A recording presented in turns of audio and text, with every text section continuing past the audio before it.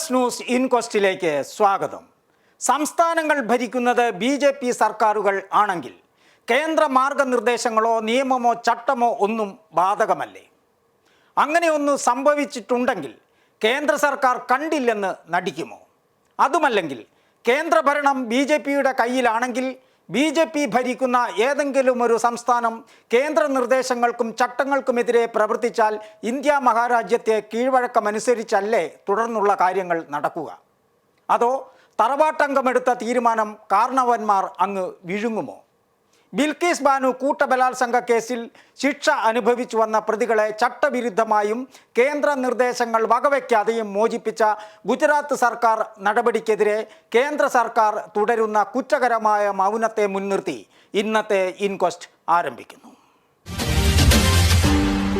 സ്ത്രീവിരുദ്ധതയും സ്വജനപക്ഷപാതവുമാണ് India നേരിടുന്ന പ്രധാന വെല്ലുവിളികളെന്ന് August 15 സ്വാതന്ത്ര്യദിനത്തിൽ ചുവപ്പുകോട്ടയിൽ ദേശീയ പതാക ഉയർത്തിക്കൊണ്ട് പ്രധാനമന്ത്രി നരേന്ദ്രമോദി പ്രസംഗിച്ചു. അന്നേ ദിവസം ബിൽക്കീസ് ബാനു കൂട്ടബലാത്സംഗ കേസിലെ പ്രതികളെ ഗുജറാത്ത് BJP സർക്കാർ മോചിപ്പിച്ചത് സ്ത്രീവിരുദ്ധത അല്ലേ? ലോകം മുഴുവൻ പ്രതിഷേധമുയർന്നിട്ടും പ്രധാനമന്ത്രിയും കേന്ദ്ര സർക്കാരും അക്കാര്യത്തിൽ തുടരുന്ന മൗനം സ്വജനപക്ഷപാതം അല്ലേ? അപ്പോൾ പിന്നെ സ്ത്രീകളുടെ അന്തസ് കുറയ്ക്കുന്നതൊന്നും ചെയ്യില്ലെന്ന് പ്രതിജ്ഞയെടുക്കാൻ ആരോടാണ് സ്വാതന്ത്ര്യദിനത്തിൽ പ്രധാനമന്ത്രി ആഹ്വാനം ചെയ്തത്? രാജ്യത്തെ BJP അധികാരത്തിലില്ലാത്ത സംസ്ഥാനങ്ങളിലെ ഭരണകൂടങ്ങളോട് മാത്രമാണോ? അതോ രാജ്യത്തെ BJPക്കാരല്ലാത്ത സംഘപരിവാര അണികളിൽ പെടാത്ത പൗരന്മാരോട് മാത്രമാണോ? എല്ലാവരോടുമാണെങ്കിൽ എന്തുകൊണ്ട് ഗുജറാത്ത് BJP ഭരണകൂടത്തിന് അത് ബാധകമാവുന്നില്ല?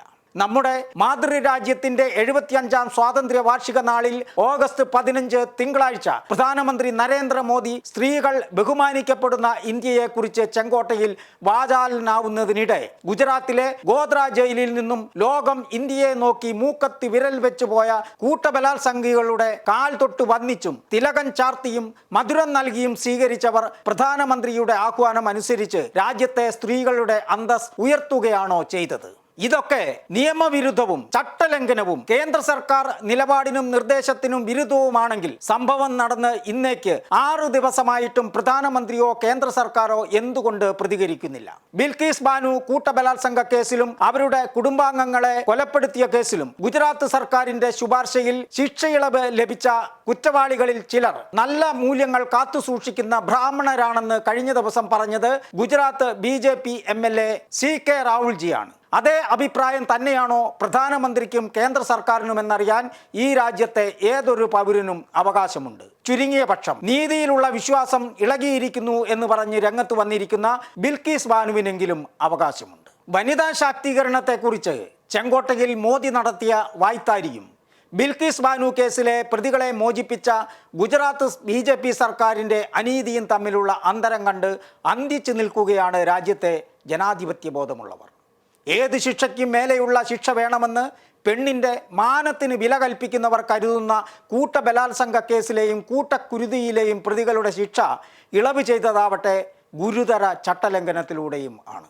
സുപ്രധാന മാനദണ്ഡങ്ങൾ കാറ്റിൽ പറത്തിയാണ് 11 കുറ്റവാളികളെയും ഗുജറാത്ത് സർക്കാർ ജയിലിൽ നിന്നും വിട്ടയച്ചത്. ബലാത്സംഗ കേസിലെ കുറ്റവാളികളുടെയോ ജീവപര്യന്തം കഠിന തടവിന് ശിക്ഷിക്കപ്പെട്ടവരുടെയോ തടങ്കൽ കാലാവധി കുറച്ചു കൊടുക്കാൻ പാടില്ലെന്നാണ് ചട്ടം. സ്വാതന്ത്ര്യത്തിന്റെ 75ാം വാർഷികം ആസാദി കാ അമൃത് മഹോത്സവ് ആയി ആഘോഷിക്കുന്ന വേളയിൽ തടവുകാരിൽ അർഹരായവരുടെ ശിക്ഷാ കാലാവധി ഇളവ് ചെയ്യാൻ കേന്ദ്ര ആഭ്യന്തര മന്ത്രാലയം സംസ്ഥാനങ്ങൾക്ക് മാർഗനിർദ്ദേശം നൽകിയിരുന്നു. ജയിലിലെ നല്ല നടപ്പുകാർ, പ്രായം ചെന്നവർ എന്നിവരെയാണ് ഇളവിന് പരിഗണിക്കേണ്ടത്. എന്നാൽ ആ മാർഗനിർദ്ദേശത്തിൽ ബലാത്സംഗ കേസ് കുറ്റവാളികളെയും ജീവപര്യന്തം തടവുകാരെയും പരിഗണിക്കരുതെന്ന വ്യക്തമായ നിർദ്ദേശവും ഉണ്ടായിരുന്നു. ഇവിടെ ഗുജറാത്ത് സർക്കാർ ചെയ്തതാവട്ടെ ബലാത്സംഗ കേസിൽ ജീവപര്യന്തം തടവിന് ശിക്ഷിക്കപ്പെട്ടവരെ മോചിപ്പിച്ചു. മറ്റൊരു തന്ത്രം കൂടി ഗുജറാത്ത് ഭരണകൂടം കാണിച്ചു. കുറ്റവാളികളിൽ 14 വർഷമായി ജയിലിൽ കഴിഞ്ഞു വരുന്ന ഒരാൾ നൽകിയ അപേക്ഷയിൽ സുപ്രീം കോടതി നൽകിയ ഉപദേശം എല്ലാവർക്കുമായി അങ്ങ് പ്രയോജനപ്പെടുത്തി കൊടുത്തു. അത്രമാത്രം. സുപ്രീം കോടതി പറഞ്ഞത് ഇവരെ മോചിപ്പിക്കണമെന്ന് അല്ല, മറിച്ച് ആ ഒരു പ്രതി നൽകിയ അപേക്ഷയിൽ സംസ്ഥാന സർക്കാർ പരിശോധന നടത്തി യുക്തമായ തീരുമാനമെടുക്കണം എന്ന് മാത്രമാണ് സുപ്രീം കോടതി പറഞ്ഞത്. ഭരണകൂട സ്വാധീനമുള്ള ഈ 11 കൊടും കുറ്റവാളികൾ മോചിപ്പിക്കപ്പെട്ടാൽ ബിൽക്കീസ് ബാനുവിൻ്റെയും കുടുംബത്തിൻ്റെയും ഭാവി ജീവിതം എന്താവുമെന്ന് ഗുജറാത്ത് സർക്കാർ ആലോചിച്ചിട്ടേയില്ല. കുറ്റവാളികൾക്ക് ജീവപര്യന്തം ശിക്ഷ കൂടാതെ ബിൽക്കീസ് ബാനുവിന് വീടും സർക്കാർ ജോലിയും നൽകണമെന്ന സുപ്രീം കോടതി ഉത്തരവ് ഇതുവരെ ഗുജറാത്ത് സർക്കാർ നിറവേറ്റിയിട്ടില്ല. അതിനു മുമ്പാണ് പ്രതികളെ മോചിപ്പിക്കാൻ തിടുക്കം കാട്ടിയിരിക്കുന്നത്. 2 പതിറ്റാണ്ടിലേറെയായി ജീവഭയത്താൽ ഏതാണ്ട് ഒളിവ് ജീവിതം നയിച്ചു വരികയാണ് ബിൽക്കീസ് ബാനുവും ഭർത്താവ് യാക്കൂബ് റസലും 5 മക്കളും അടങ്ങുന്ന കുടുംബം. ഇവരുടെ ഒരു മകളെയും 6 ബന്ധുക്കളെയും കൊലപ്പെടുത്തിയ കുറ്റവാളികളെയാണ് ഇപ്പോൾ ഭരണകൂടം പുറത്തുവിട്ടിരിക്കുന്നത്.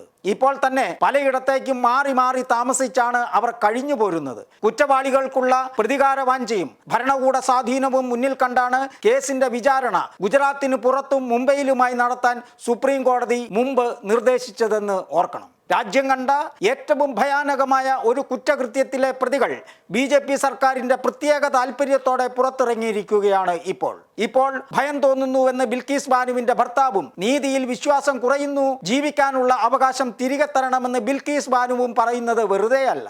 അവർ ഏതു നേരവും ഇനിയും ആക്രമിക്കപ്പെട്ടേക്കാം എന്നുള്ളത് കൊണ്ട് തന്നെയാണ്.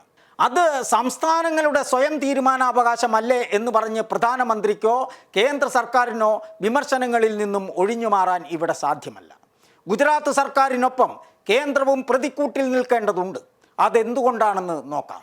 സുപ്രീം കോടതി നിർദ്ദേശപ്രകാരം കേന്ദ്ര ഏജൻസിയായ CBI ആണ് ബിൽക്കീസ് ബാനു കേസ് അന്വേഷിച്ചത്. ക്രിമിനൽ നടപടി ചട്ടം അനുസരിച്ച് അത്തരമൊരു കേസിൽ കോടതി നൽകിയ ശിക്ഷ ഇളവ് ചെയ്യാൻ സംസ്ഥാന സർക്കാർ കേന്ദ്രത്തിന്റെ മുൻകൂർ അനുമതി വാങ്ങേണ്ടതുണ്ട്. ക്രിമിനൽ നടപടി ചട്ടം 435 വകുപ്പ് അതാണ് വ്യക്തമാക്കുന്നത്. ഇക്കാര്യം ഡൽഹി ഹൈക്കോടതി കഴിഞ്ഞ വർഷവും ഒരു കേസിൽ ശരിവച്ചിട്ടുണ്ട്. കേന്ദ്ര ഏജൻസി അന്വേഷിച്ച ഒരു കേസിൽ ശിക്ഷ ഇളവ് ചെയ്യാനും മറ്റും കേന്ദ്രത്തിന്റെ മുൻകൂർ അനുമതി തേടിയിട്ടില്ലെങ്കിൽ അത് ഗുജറാത്ത് സർക്കാർ കാണിച്ച ചട്ടലംഘനമാണ്. അങ്ങനെ അനുമതി തേടിയിട്ടുണ്ടെങ്കിൽ കേന്ദ്ര സർക്കാരും ഇതിൽ പ്രതിക്കൂട്ടിലുമാണ്. അത് ആഭ്യന്തര മന്ത്രാലയത്തിന്റെ നയത്തിന് വിരുദ്ധവുമാണ്. ബലാത്സംഗം, കൂട്ടക്കൊല തുടങ്ങിയ ഗുരുതര ചെയ്തികളിലെ കുറ്റവാളികൾക്ക് ശിക്ഷാ ഇളവ് നൽകരുതെന്ന് കേന്ദ്ര സർക്കാർ അടുത്തിടെയും സംസ്ഥാന സർക്കാരുകൾക്ക് നിർദ്ദേശം നൽകിയിരുന്നതുമാണ്. അങ്ങനെ വരുമ്പോൾ നിയമത്തിനപ്പുറം തങ്ങളുടെ രാഷ്ട്രീയ തീരുമാനമാണ് ബിൽക്കീസ് ബാനു കേസിൽ BJP നടപ്പാക്കിയതെന്ന് പറയേണ്ടി വരും. സംസ്ഥാന സർക്കാർ രൂപീകരിച്ച പ്രത്യേക സമിതിയാണ് ശിക്ഷാ കാലാവധി ഇളവ് ചെയ്യുന്ന കാര്യത്തിൽ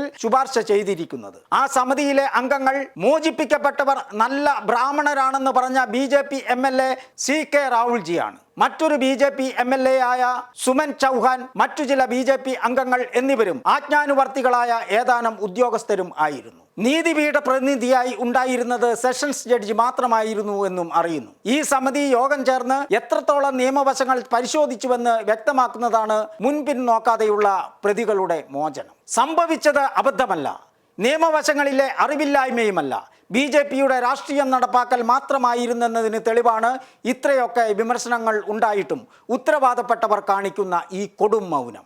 ഇത് ലോകത്തെ ഏത് ഫാഷിസ്റ്റ് ഭരണകൂടങ്ങളുടെയും രീതിയാണ്. പിശക് പോലെയും അബദ്ധം പോലെയും വിഡ്ഢിത്തം പോലെയും ചിലത് വിളിച്ചു പറയുകയും പ്രവർത്തിക്കുകയും ചെയ്യുക, എന്നിട്ട് പൊതുവിമർശനം ഉയരുമ്പോൾ മൗനം പാലിക്കുക. വിമർശനങ്ങൾ തണുക്കുമ്പോൾ അത് തങ്ങളുടെ നയവും നിയമവുമായി മാറ്റി തീർക്കുക. ബിൽക്കീസ് ബാനു കൂട്ടബലാത്സംഗ കേസിലെ 11 കുറ്റവാളികൾക്കും 2008 ജീവപര്യന്തം തടവ് ശിക്ഷ വിധിച്ച ജസ്റ്റിസ് UD സാൽവി ശിക്ഷാവിധിക്കിടെ പറഞ്ഞ ഒരു കാര്യമുണ്ട്. ബിൽക്കീസിൻ്റേത് ഉശിരൻ നിലപാടാണ് എന്നായിരുന്നു അദ്ദേഹം കോടതിയിൽ വിശേഷിപ്പിച്ചത്. ഇപ്പോൾ ജസ്റ്റിസ് സാൽവി റിട്ടയേർഡ് ആണ്. ഇപ്പോൾ പ്രതികളെ സർക്കാർ മോചിപ്പിച്ചതിനെ കുറിച്ചും അദ്ദേഹം ചില അഭിപ്രായങ്ങൾ പ്രകടിപ്പിച്ചിട്ടുണ്ട്. അനുഭവിച്ചവർക്കറിയാം അതിന്റെ പ്രയാസം എന്നാണ് ബിൽക്കീസ് ബാനുവിനെ ഉദ്ദേശിച്ച് അദ്ദേഹം പറഞ്ഞിരിക്കുന്നത്. മാത്രമല്ല, പ്രതികളെ നേരത്തെ വിട്ടയക്കുന്നത് സംബന്ധിച്ച് കൃത്യമായ മാർഗനിർദ്ദേശങ്ങൾ ഉണ്ട്. സംസ്ഥാനങ്ങൾക്ക് ഈ മാർഗനിർദ്ദേശങ്ങളെ കുറിച്ച് അറിയാം. കൂടാതെ ഈ വിഷയത്തിൽ സുപ്രീം കോടതി വിധികളുണ്ട്. കേസിൽ വർഷങ്ങൾക്ക് മുമ്പാണ് വിധി പുറപ്പെടുവിച്ചത്. ഇപ്പോൾ അത് സർക്കാരിന്റെ കയ്യിലാണ്. സംസ്ഥാനം കൃത്യമായി തീരുമാനമെടുക്കേണ്ടതുണ്ട്. അത് ശരിയാണോ അല്ലയോ എന്ന് ബന്ധപ്പെട്ട കോടതിയോ സുപ്രീം കോടതിയോ ആണ് തീരുമാനിക്കേണ്ടത് എന്നും അദ്ദേഹം പറഞ്ഞിരിക്കുകയാണ്. ഇവിടെയും തീരുന്നില്ല കേന്ദ്ര സംസ്ഥാന BJP സർക്കാരുകളുടെ മൗനം. ഗുജറാത്ത് സർക്കാരിന്റെ നടപടി റദ്ദാക്കണമെന്നാവശ്യപ്പെട്ട്